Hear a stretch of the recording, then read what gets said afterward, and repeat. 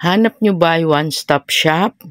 May pasalubong, may mga lucky plants, rose cabbage, meron din pala dito. O, tara silipin nyo, daan po kayo dito. Lucky plants naman ito, puying daw ang tawag dito. Dahil bibili ng paso si husband, tara, iikot ko na din kayo, baka kailangan nyo rin ng paso. Madami na din ang nakakaalam ng lugar na ito. Kilalang kilala sila pag-usapang paso.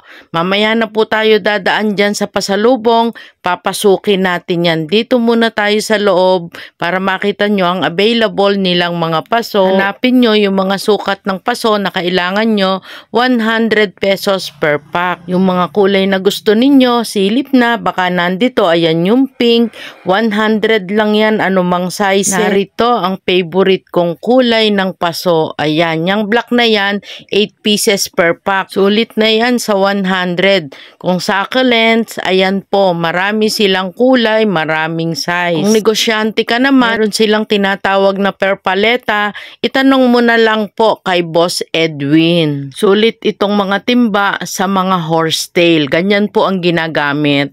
At dyan naman, kung anong klaseng fertilizer, pwede po kayong magtanong. May mga seedlings din pala dito, guys. Big pots are also available. Sa mahilig sa puti na medium size, meron din.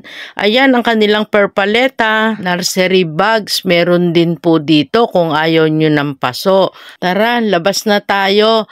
Doon naman tayo sa kanilang mga pasalubong. Daanan po natin. May parking naman sila dito. Pasok na tayo, ikot-ikot lang. Baka meron po kayong mapili para sa inyong pagbiyahe. Meron kayong makukot sa daan at may ipapasalubong din kayo sa mga naiwan sa bahay. Pili na po kayo para pagpunta ninyo dito, pagpasok ninyo, alam nyo na kung ano yung bibilihin ninyo.